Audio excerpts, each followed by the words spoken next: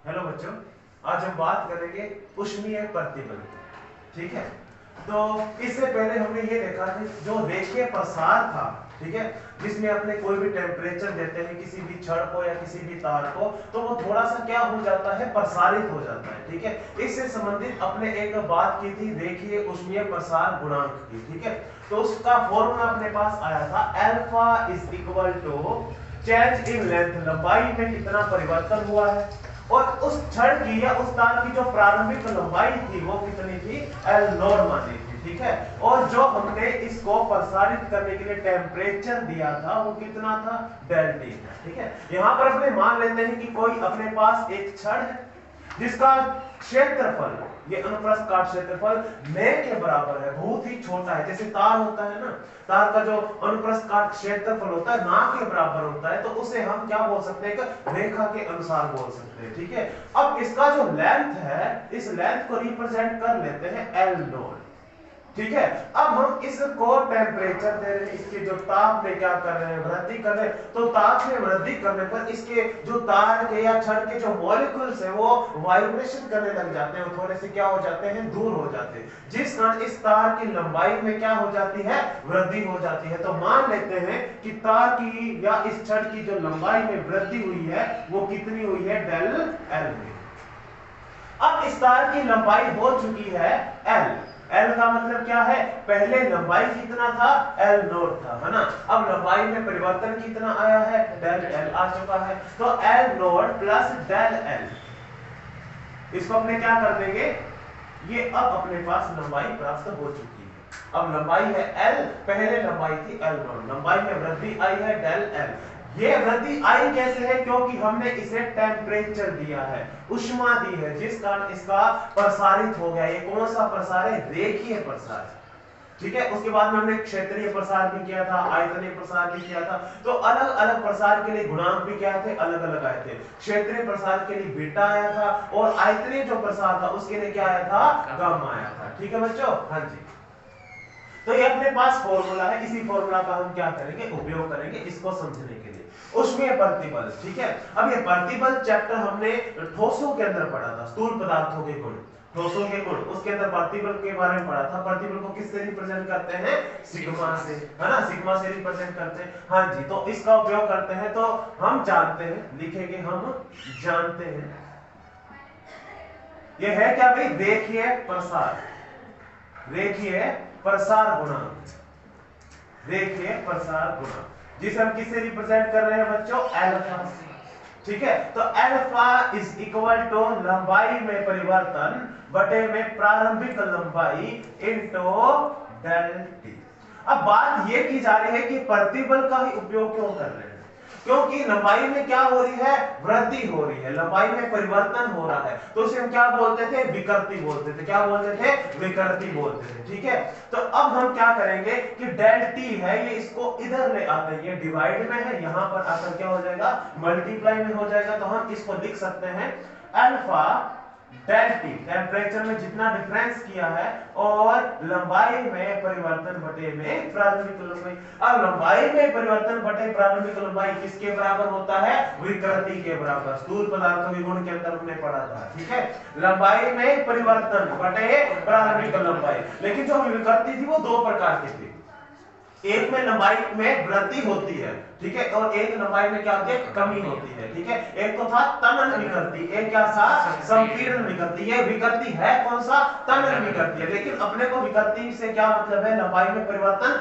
हो कितना रहा है, तो लंबाई में परिवर्तन हो रहा है डेल एल। ठीक है, वहां पर हम क्या करते थे, फोर्स अप्लाई करते थे, उसको खींचते थे, वेट अप्लाई करते थे, जिससे उसकी लंबाई में वृद्धि हो जाती है। यहां पर हम क्या कर रहे हैं, टेम्परेचर दे रहे हैं, इसलिए इसे क्या बोला जाता है, ऊष्मीय प्रतिबल बोला जाता है। ऊष्मा के कारण लंबाई में वृद्धि की जा रही है, वहां पे बल के कारण, वेट के कारण लंबाई में परिवर्तन किया जा रहा था, या तो अपने खींच रहे थे या अपने उसको अंदर की तरफ धकेल रहे थे, संपीड़ित कर रहे थे, है ना। हाँ जी, तो लंबाई में परिवर्तन कितना आया, डेल एल। अब ये प्रारंभिक लंबाई कितनी है, एल नॉट हो गई है। ठीक है, ये किसके बराबर हो गया बच्चों, विकृति के, लंबाई में परिवर्तन बटे में प्रारंभिक लंबाई विकृति के बराबर हो गया है। तो अल्फा डेल टी, इसको मैं क्या लिख सकता हूं बच्चों, विकृति। इसे समीकरण नंबर दे देते हैं। दिक्कत भी यहाँ तक किसी को समझ आ गया? विकृति किसके बराबर हो गया है? रेखीय प्रसार गुणांक के, और जितना टेम्परेचर में हमने परिवर्तन किया है उसके बराबर। तो एक थर्मोडायनामिक्स का टॉपिक है ना, उष्मा का टॉपिक, और एक स्थूल पदार्थों का गुण, उन दोनों के टॉपिक को क्या किया जा रहा है? मिक्स किया जा रहा है। ठीक है, तो थोड़ा सा ध्यान से सुनना, दोनों कंसेप्ट, दोनों चैप्टर के कंसेप्ट अच्छे से क्लियर होने चाहिए आपके। हाँ जी, उसके बाद हम बात करते हैं यंग मॉडुलस लिखना। ठीक है, यंग मॉडुलस अपने पास आ गया। इसका फॉर्मूला क्या होगा? y is equal to sigma upon epsilon, है ना, प्रतिबल बटे विकृति किसके बराबर होता है? यंग मॉडुलस के। ये हमने स्थूल पदार्थों के अंदर पढ़ा था, y is equal to sigma upon epsilon. ठीक है, प्रतिबल बटे विकृति। अब हम यहाँ क्या करेंगे? प्रतिबल को क्या लिखा जाएगा? F बटे A, नहीं तो पढ़ा रहने देते हैं, कोई दिक्कत नहीं है। तो प्रतिबल किसके बराबर हो गया? प्रतिबल बराबर y इंटू विकृति, यंग मॉडुलस बटे इंटू क्या हो गया है? विकृति हो गया। y इंटू अपने पास क्या आ गया? विकृति आ गया। ठीक है, अब समीकरण नंबर 1 से इस विकृति का फॉर्मूला यहां रख देते हैं। तो समीकरण नंबर 1 से क्या करेंगे? अल्फा इंटू डेल टी किसके बराबर है? विकृति के बराबर है। तो sigma is equal to Y alpha into del T, इसे समीकरण नंबर कितना दे देते हैं? 2 देते हैं। यहां तक कोई डाउट नहीं किसी को? आ गया आपका समझ में? तो अपने पास है sigma is equal to Y, ये क्या है? Young modulus. ठीक है, और अल्फा क्या है? रेखीय प्रसार गुणांक, रेखीय प्रसार गुणांक, और डेल टी टेम्परेचर में हमने कितना उसमें डाला है ना, कितना टेम्परेचर उसको दिया है, तो अपने पास डेल टी का टेम्परेचर में डिफरेंस आ गया। ठीक है, हाँ जी। अब हम बात करेंगे जो सिग्मा होता है वो किसके बराबर होता है बच्चों? F upon A। ठीक है, एकांक क्षेत्रफल पर, ठीक है, लगाए गए बल के विपरीत एक बल कार्य कर रहा है, उसे हम क्या बोलते हैं? प्रतिबल बोलते हैं। यही था। ठीक है, हाँ जी। तो अपने पास सिग्मा का जो फॉर्मूला है वो इसके इक्वल रख लेते हैं, नहीं तो पहले F का फॉर्मूला निकाल लेते हैं। F is equal to sigma into A। आ गया समझ में? तो सिग्मा इंटू A आ गया, तो F is equal to, sigma का फॉर्मूला क्या है यहाँ पे? y alpha delta into A. ये अपने पास बल का फॉर्मूला है। इतना बल इस तार पर या छड़ पर लग रहा है, और प्रतिबल कितना लग रहा है? इतना प्रतिबल इस तार या इस छड़ पर लग रहा है, जिसको हम टेम्परेचर दे रहे हैं। ये अपने पास टॉपिक था, उसमें प्रतिबल। ठीक है बच्चों? हाँ जी, तो कर देना था, इसको मैं रफ कर देता हूं। ठीक है, हाँ जी।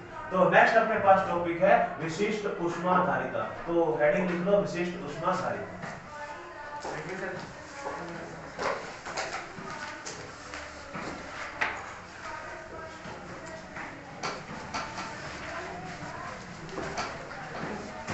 इसका जो पीडीएफ है आपको मिल जाएगा।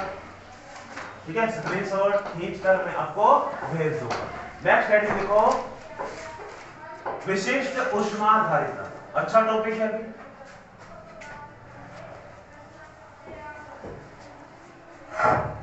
विशिष्ट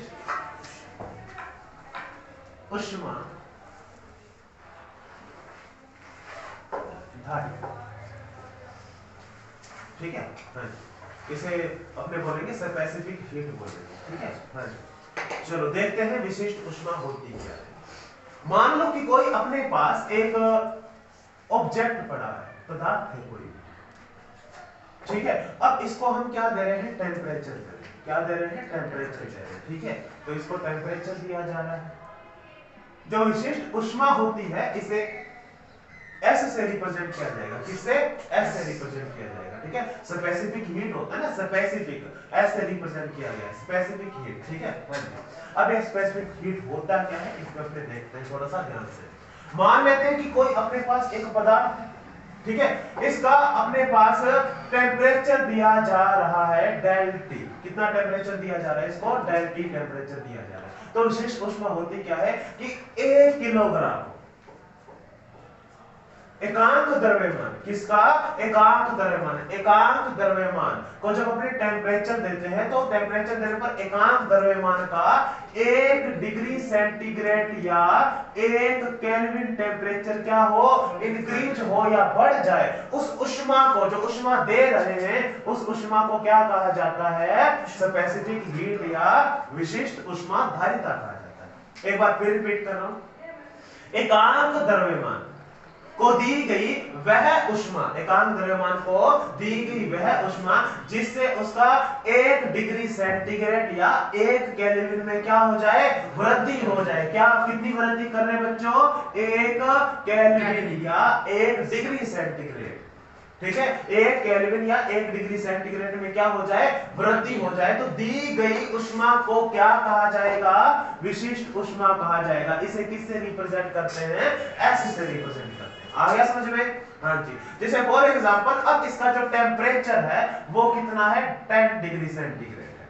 जैसे इसको टेम्परेचर दिया, एक टेम्परेचर में क्या हो गया है? वृद्धि हो गई। कितना हो गया है? 11 हो गया है। 1 किलोग्राम का जो टेम्परेचर है एक ही वृद्धि होनी चाहिए। 10 से 11 या पहले 15 था तो 16 हो जाना चाहिए। 1 ही डिग्री सेंटीग्रेड। यदि इसको आप केल्विन में कन्वर्ट करो तो केल्विन में कितना बढ़ेगा? 1 ही बढ़ेगा, ठीक है। तो या तो 1 डिग्री सेंटीग्रेड बढ़े या 1 केल्विन बढ़े, किसका? 1 किलोग्राम का। तो एकांक द्रव्यमान को दी गई वह ऊष्मा जिसे उसका 1 डिग्री सेंटीग्रेड या 1 केल्विन टेम्परेचर में क्या हो जाए? वृद्धि हो जाए, तो उस दी गई ऊष्मा को क्या कहा जाएगा? विशिष्ट ऊष्मा कहा जाता है, ठीक है। हाँ जी। तो इसको रिप्रेजेंट करते हैं ऐसे। अब देखो फॉर्मूला क्या होगा, ठीक है। दी गई जो ऊष्मा है कितनी है? क्यू। इसको किससे रिप्रेजेंट करेंगे? क्यू से रिप्रेजेंट करेंगे, ठीक है। जो दी गई ऊष्मा है वो किससे रिप्रेजेंट करेंगे? क्यू से। तो S is equal to Q के बराबर हो जाएगा। ये कब होगा? जब उसका द्रव्यमान कितना हो बच्चों? 1 किलोग्राम। और उसको जब टेम्परेचर में वृद्धि हो रहा है, वो कितना हो रहा है? Del T. टेम्परेचर में क्या हो रही है? वृद्धि हो रही है। तो अपने पास आ जाएगा 1 डिग्री सेंटीग्रेड या 1 केल्विन में क्या हो रही है? वृद्धि। इसका मतलब वृद्धि हो रही है ताप में। तो वो दी गई ऊष्मा किसके बराबर हो जाएगा? स्पेसिफिक हीट के बराबर हो जाएगा। यहां तक दिक्कत किसी को? ठीक है, आ गया समझ में? हाँ जी। अब इसका फॉर्मूला लिखते हैं, स्पेसिफिक हीट का फॉर्मूला होता क्या है, ठीक है। हाँ जी। तो S इज इक्वल टू, दी गई ऊष्मा अपने पास कितनी है? क्यू है, ठीक है। हाँ जी। तो अपने पास हो जाएगा S is equal to Q upon M, जो उसका क्या है? द्रव्यमान है, ठीक है। और टेम्परेचर में कितना वृद्धि कर रहे हैं? Del T. तो डेल टी टेम्परेचर में क्या किया जा रहा है? वृद्धि। ये स्पेसिफिक हीट का क्या होता है? फॉर्मूला। M का मतलब क्या है? यहां पर M का मतलब क्या है? द्रव्यमान। क्या है? द्रव्यमान। और डेल टी का मतलब क्या है? ताप में कितनी क्या कर रहे हैं? वृद्धि कर रहे हैं, ठीक है। अब देखो, यदि हम m को 1 माने, क्योंकि हम एक कंडीशन ले रहे हैं, एकांक द्रव्यमान, m का मान यदि 1 हो जाए और टेम्परेचर का मान कितना जाए? 1 डिग्री सेंटीग्रेड, तो क्यू किसके बराबर हो जाएगा? S के बराबर। यही तो स्पेसिफिक हीट है। आ गया समझ में? तो स्पेसिफिक हीट किसके बराबर हो जाएगा? क्यू बटे में क्या आ जाएगा? m अपॉन डेल टी, ठीक है। तो Q upon m 1 by del T. ये किसका फॉर्मूला है? स्पेसिफिक हीट का फॉर्मूला। अब इसके मात्रक की बात करते हैं। हीट हो या इसको हिंदी बोलते हैं ऊष्मा। ऊष्मा का मात्रक क्या होता है? जूल, क्योंकि कार्य है ना, कार्य होगी, ऊर्जा होगी या ऊष्मा होगी, इसका मात्रक क्या होता है? जूल होता है, ठीक है। हाँ जी। तो ये अपने पास क्या है? m द्रव्यमान हो गया, और ये अपने पास क्या है? टेम्परेचर। कितना अपने इसको क्या दे दिया है? टेम्परेचर दे दिया है, ठीक है। तो अपने पास इसको कैलोरी भी बोल सकते हैं। ऊष्मा का मात्रक एक और भी होता है, क्या होता है? कैलोरीज होता है, ठीक है। तो इसको यदि कैलोरी मानकर चले तो कैलोरी, ठीक है, द्रव्यमान कितना है? केजी, और टेम्परेचर कितना है? Degree centigrade. आ गया समझ में? ठीक है। यदि आप जूल में लेकर चलो इसको, तो जूल बटे क्या आ जाएगा? केजी डिग्री सेंटीग्रेड, बस। क्योंकि कैलोरीज भी किसका मात्रक है? ऊर्जा का या ऊष्मा का मात्रक, ठीक है, और जूल भी किसका मात्रक है? ऊर्जा या उष्मा का मात्रक है। तो जूल भी लिख सकते हो, कैलोरीज भी लिख सकते हो, लेकिन उसकी वैल्यू है जूल में, जूल को कैलोरीज के अंदर कन्वर्ट करने के लिए अपने जो वैल्यू होती है उसके साथ क्या किया जाता है? मल्टीप्लाई किया जाता है। थोड़ा सा ये आपको वैल्यू बता दूंगा, है ना। केजी केजी रहा, केजी द्रव्यमान है, और टेम्परेचर में कितना डिफरेंस हुआ है? डिग्री सेंटीग्रेड लिख दिया, और जो उष्मा है उसको किससे रिप्रेजेंट कर दिया अपने? जूल से। उसका मात्रक जूल या कैलोरीज, दोनों में से कोई एक लिख सकते। यहां तक कोई डाउट नहीं किसी को?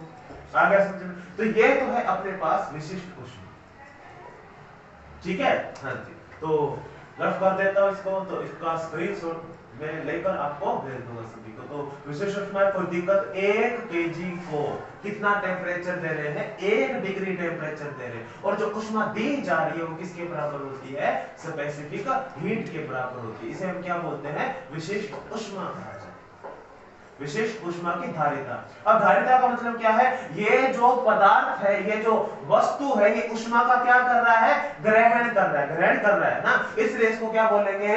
धारिता, धारण कर रहा है। जैसे हम धूप के अंदर कोई भी पानी के गिलास को रख दें, है ना, तो वो पानी का गिलास उष्मा का क्या कर रहा है? धारण कर रहा है, ग्रहण कर रहा है। कुछ समय बाद हम देखते हैं कि जो पानी है वो क्या हो जाता है? गर्म हो जाता है, उष्मा उसकी क्या हो जाती है? वृद्धि हो जाती है उसकी उष्मा के अंदर, ठीक है बच्चों। तो ये अपने पास है विशिष्ट उष्मा। चलिए आगे।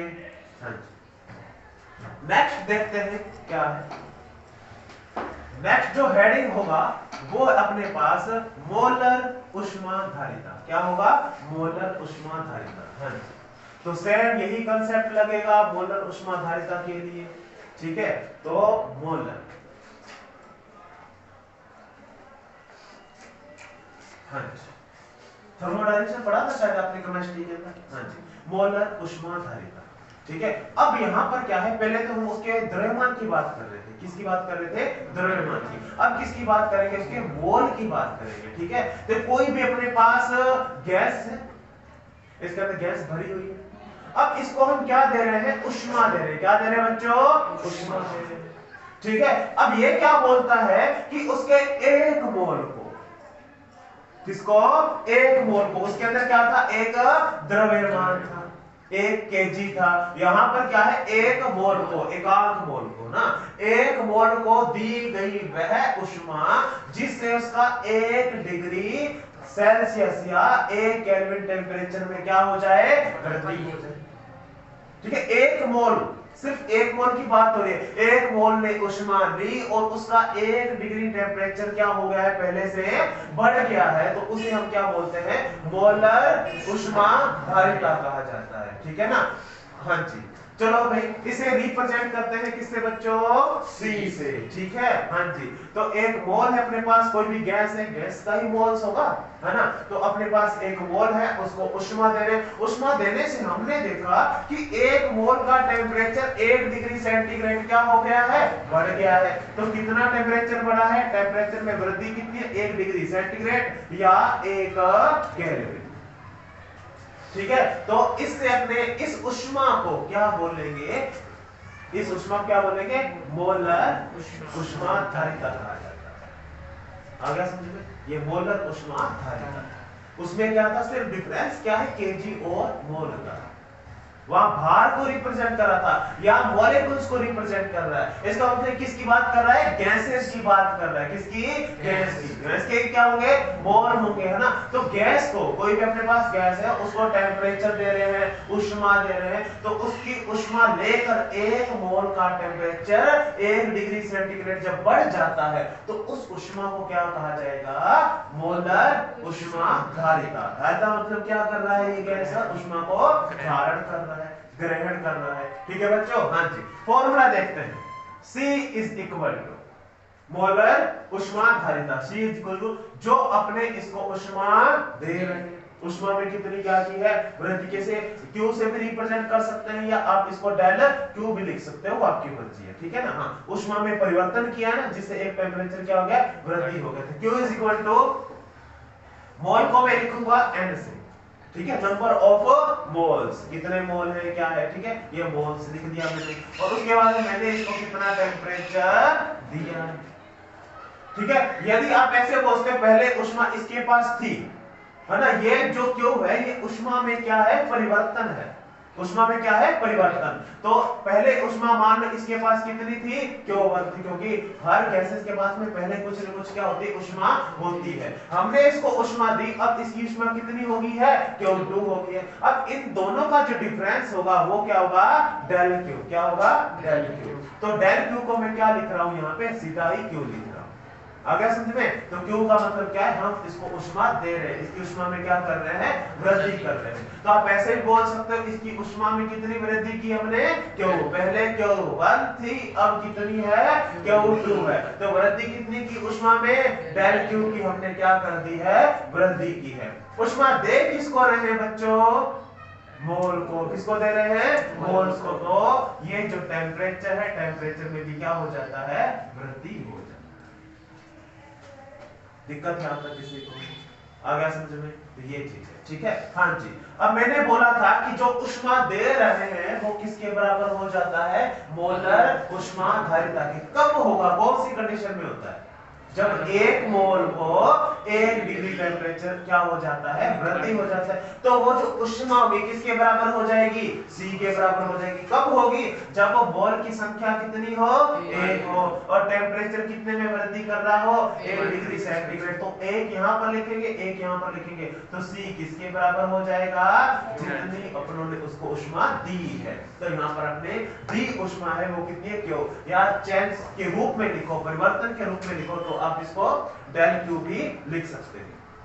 ठीक है बच्चों, हाँ जी। अब इसके मात्रक की बात करें, इसका मात्रक देखो, ऊष्मा, ऊष्मा का मात्रक क्या होता है, जूल लिख सकते हो या कैलोरीज लिख सकते हो, वो आपकी मर्जी है, ठीक है ना। हाँ जी, तो आप लिखो जूल, और यहाँ पे क्या है, मोल। ये क्या है, मोल है, ठीक है, मोल की संख्या। हाँ जी, यहाँ पर क्या है, टेम्परेचर, तो हम क्या लिखेंगे, डिग्री सेंटीग्रेड, ठीक है। डिग्री सेल्सियस भी आप लिख सकते हो, केल्विन भी लिख सकते हो, आपकी मर्जी, ठीक है। केल्विन भी लिख सकते हो क्योंकि मात्रा में ज्यादा प्रयोग अपने केल्विन करते हैं, उसको आप चेंज भी कर सकते हो। तो ये अपने पास क्या है, इसका मात्रक है, किसका, जो अपने पास मोलर ऊष्मा धारिता है, ऊष्मा का क्या कर रहा है, धारण कर रहा है। आ गया समझ में। हाँ जी, अब इसी को थोड़ा सा डीप लेकर चलते हैं, क्या है। हाँ जी, तो सबसे पहले अपने बात करते हैं C इज इक्वल टू, यदि अपने 1 मोल की बात करें, कंडीशन लेकर चल रहा हूं, मोल की संख्या कितनी है, 1। क्या है, 1 संख्या है, ठीक है। तो अपने पास जो चेंज इन ऊष्मा होगा, ऊष्मा में अपनों ने परिवर्तन कितना किया, ठीक है, ऊष्मा में परिवर्तन, और ऊष्मा में परिवर्तन करने के कारण उसके ताप में भी क्या होगा, परिवर्तन होगा। तो ऊष्मा में परिवर्तन करने के कारण इसके टेम्परेचर में भी क्या हुआ है, हल्का सा परिवर्तन हो गया। यहाँ पे मैंने n क्यों नहीं लिखा, क्योंकि मैंने मान लिया पहले अपने पास जो मॉलिक्यूल्स है, नंबर ऑफ मॉलिक्यूल्स है या मोल की संख्या वो कितनी है, 1 है ना। तो ये अपने पास आ गया। इसे आप ऐसे भी लिख सकते हो dQ बटे dt, ठीक है। इनमें डिफरेंस ये है कि थोड़ा सा ही ताप बढ़ाया था, तो ऊष्मा या थोड़ी सी ऊष्मा दी थी, तो ताप भी थोड़ा सा बढ़ा है। इसकी वैल्यू थोड़ी सी क्या है, ज्यादा है, तो ज्यादा ऊष्मा बढ़ाई है,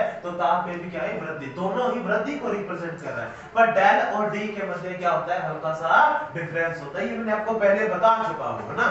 डेल की वैल्यू थोड़ी होती है, बहुत कम होती है, जैसे हमने त्रुटियों में किया था, इतनी त्रुटि है, 0.01 की त्रुटि, दूसरे का 0.02 की त्रुटि। तो ये त्रुटियों को कैसे रिप्रेजेंट करें, डेल से। बहुत कम मान होता है तो उसको डेल से रिप्रेजेंट, थोड़ा सा मान ज्यादा होता है तो उसको किससे रिप्रेजेंट किया जाता है, डी से रिप्रेजेंट। बस इतना ही डिफरेंस है। बस ये बताता क्या है, ऊष्मा में परिवर्तन। ये भी क्या बता रहा है, ऊष्मा में परिवर्तन। ये क्या बता रहा है, टेम्परेचर में परिवर्तन। ये भी क्या बता रहा है, टेम्परेचर में परिवर्तन। परिवर्तन तो दोनों का ही है ना, ठीक है। बस मान थोड़ा सा डिफरेंस होता है, इसका मान बहुत कम होता है, इसका मान थोड़ा सा ज्यादा होता है। बदलाव दोनों ही रिप्रेजेंट करते हैं, ठीक है। हाँ, अब अपने बात करें कि जो अपने पास गैस रखी, ठीक है, इस गैस को यदि हम कांस्टेंट प्रेशर कांस्टेंट प्रेशर की बात करें कि इसके दाब में वृद्धि ना हो, क्या दाब में वृद्धि ना हो, तो हम दाब तो बढ़ा रहे हैं, ऊष्मा तो दे रहे हैं, लेकिन उसके दाब में वृद्धि ना हो, जितना पहले दाब था अभी भी दाब क्या रहे, उतना रहे। तो उस स्थिति में इस फॉर्मूले को देखो क्या कहेगी या कैसे बन जाएगा फॉर्मूला। अब दाब में परिवर्तन का मतलब देखो क्या है, जैसे मान लो ये अपने पास कोई वस्तु है, इसके अंदर हमने गैस भर रखा है, ठीक है, तो मैंने क्या किया, इसको ऊष्मा दिया।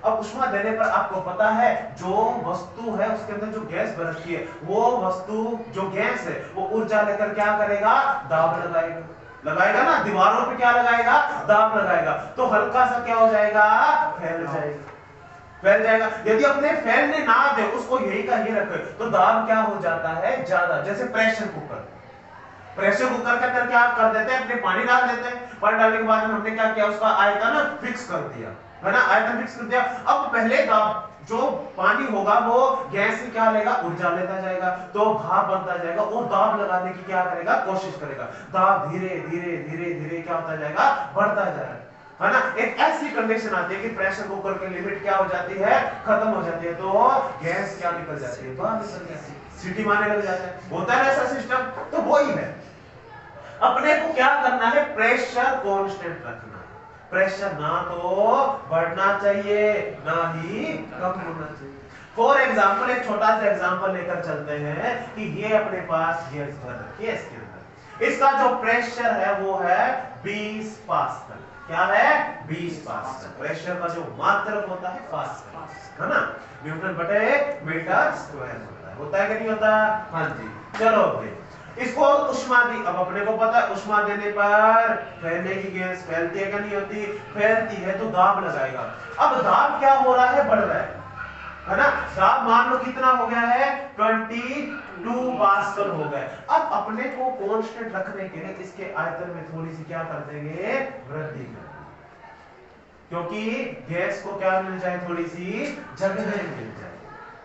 आ गया समझ में, तो प्रेशर को क्या रखा, कांस्टेंट, लेकिन आयतन को क्या रखना पड़ेगा, थोड़ा सा बढ़ाना पड़ेगा, क्योंकि जो मॉलिक्यूल्स है आयतन थोड़ा सा बढ़ाते ही अब दाब क्या लगाए, कम लगाए। जैसे हमने आयतन बढ़ा दिया, अब मॉलिक्यूल्स आराम से क्या करने लग जाएंगे, गति करने लगेंगे, जितना प्रेशर पहले था वापिस क्या हो गया है, उतना कर दिया है। यदि अपने आयतन ना बढ़ाए तो प्रेशर बढ़ता जाएगा, दीवारों पे जोर जोर से फोर्स लगाने लग जाता है, प्रेशर बढ़ने लग जाता है। हमने क्या किया, जगह दे दी, है ना, ये लोग घूम लो भी मॉलिक्यूल जितना घूमना है, तो हमने क्या कर दी, जगह दे दी, अब आराम से घूमने लगेंगे, प्रेशर क्या कर दिया, कम कर दिया। और टेम्परेचर देंगे, अब और दाब लगाएंगे, हमें क्या चाहिए, प्रेशर 20 ही चाहिए, तो हमने क्या कर दिया, 20 कर दिया। लेकिन ऐसे प्रेशर कुकर में तो नहीं होता, होता है क्या, ढक्कन लगा दिया, अब वो तो फिक्स है, थोड़ी है प्रेशर ज्यादा, ढक्कन थोड़ा सा ऊपर कर दे, वो तो फिक्स है, तो उसका आयतन फिक्स है। आ गया समझ में, हाँ जी। तो आयतन थोड़ा सा बढ़ा देंगे तो प्रेशर क्या हो जाता है, कम हो जाता है। ये कुछ नियम है थर्मोडायनेमिक्स के, जैसे बॉयल्स का नियम, चार्ल्स का नियम, उस पे अपने बाद में डिस्कस करेंगे, ठीक है, हाँ जी।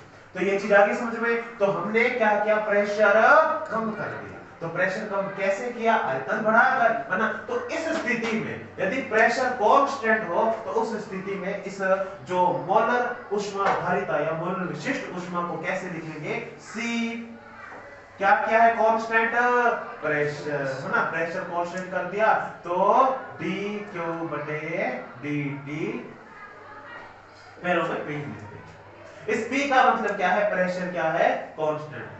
ये N1 मानना है, यदि आप N1 नहीं मानते तो यहाँ पे N लिखते जाओ, कोई भी दिक्कत नहीं होगी, N लिख सकते हैं, लेकिन हम पहले मान ही लिया कि N एक बार एक है, दिक्कत क्या आता किसी को, आ गया समझ में। तो P का मतलब क्या है, प्रेशर कांस्टेंट। अब चलते हैं दूसरे कंसेप्ट, क्योंकि जो थर्मोडायनेमिक्स है, ऊष्मा है ना, वो डिपेंड करती है तीन चीजों पर, एक तो प्रेशर, वॉल्यूम एंड टेम्परेचर। किस पर, प्रेशर, वॉल्यूम और टेम्परेचर, है ना। तो प्रेशर अपनों ने कर दिया कांस्टेंट, अब क्या करें, वॉल्यूम कांस्टेंट, कि अब फैले ना, प्रेशर चाहे बढ़ जाए अपने को मतलब नहीं है, क्योंकि पहले वॉल्यूम से मतलब था क्या अपने को, अपने तो ताप दे रहे थे, वॉल्यूम बढ़ा था, हमने वॉल्यूम पे गौर ही नहीं की थी, अपने गौर किस पे कर रहे थे, तो उस पे प्रेशर पे कर रहे थे, ठीक है। तो प्रेशर पर हमने गौर कर रहे थे, अब किस पर करना है, वॉल्यूम, ठीक है, तो इसको मैं एक बार रफ कर देता हूं ऐसे। हाँ जी, तो इसमें अपने पास गैसेस है, हम दे रहे हैं इसको उष्मा, उष्मा देने पर अपने को पता है वॉल्यूम बढ़ेगा, लेकिन वॉल्यूम बढ़ाना नहीं है, ये जो अपने पास प्रेशर कुकर वाला है वो कंसेप्ट है, वॉल्यूम तो नहीं बढ़ता। देखा है प्रेशर कुकर बड़ा हुआ नहीं होता ना, वही चीज है। हाँ जी, तो प्रेशर अपने को रखना है, ठीक है, चेंज हो जाए कोई बात नहीं, वेरिएशन हो सकता है, लेकिन वॉल्यूम यहां पर क्या रखना है, कांस्टेंट। चलो अभी उष्मा दी, मॉलिक्यूल्स में उष्मा ली, क्या करने लगे, गति करने लगे, और दीवारों पे टक्कर मारेंगे, चाहे कितनी भी टक्कर मार लो, इसका वॉल्यूम चेंज नहीं होना, क्योंकि हम कंडीशन क्या ले रहे हैं, हाँ इसका प्रेशर बढ़ता जाएगा, है ना, प्रेशर बढ़ता जाएगा, पहले प्रेशर कम था, अब मॉलिक्यूल्स को और ऊर्जा देने, सिलेंडर और चल रहा है, और ज्यादा धक्का देंगे प्रेशर कुकर पर, देंगे कि नहीं देंगे, लेकिन प्रेशर कुकर का जो आकार है वो फिक्स है, चलता जाए चलता जाए चलता जाए, ठीक है, तो आकार हमने उसका वॉल्यूम नहीं बदला, तो लगा रहा है लगा रहा है लगा रहा है, तो प्रेशर इंक्रीज हो रहा है, बट वॉल्यूम इंक्रीज नहीं हो रहा, वॉल्यूम हमने क्या रखा है, कांस्टेंट। तो इस कंडीशन के लिए क्या हो जाएगा, CV लिखेंगे, क्या लिखेंगे बच्चों, CV, तो CV is equal to dQ बटे dt, ये अपने पास वॉल्यूम कांस्टेंट के लिए फॉर्मूला, ठीक है, और प्रेशर कांस्टेंट के लिए फॉर्मूला आ गया है मोलर विशिष्ट उष्मा, आ गया समझ में। तो ये कुछ अपने पास है, यहां पर एक बार फिर रिपीट कर देता हूं, मैंने यहां पर जो n है वो क्या मान रखा है, 1 मान रखा है, ठीक है, तो आप यहां पर n 1 ना मानो, तो यहां पर आपको लिखना पड़ेगा n n n n, number of molecules लेकर आपको चलना पड़ेगा, ठीक है, तो मैंने कंडीशन पहले ही आपको बता दी है कि कौन सी कंडीशन लेकर चल रहे हैं, तो समझ आ गया, मोलर विशिष्ट उष्मा भी बोलते हैं, तो मोलर विशिष्ट उष्मा धारिता, और वो क्या थी, विशिष्ट उष्मा धारिता, उसका कनेक्शन था, वो कांसेप्ट था एक द्रव्यमान के कांसेप्ट था, और ये किसका है, एक मोल्स का कांसेप्ट है, मॉलिक्यूल्स की बात कर रहा है, कितने मॉलिक्यूल्स को आप कितना टेंपरेचर दे रहे हैं, ठीक है बच्चों। तो आज के लिए इतना ही, नेक्स्ट लेक्चर में नेक्स्ट टॉपिक पर डिस्कस करेंगे, थैंक यू।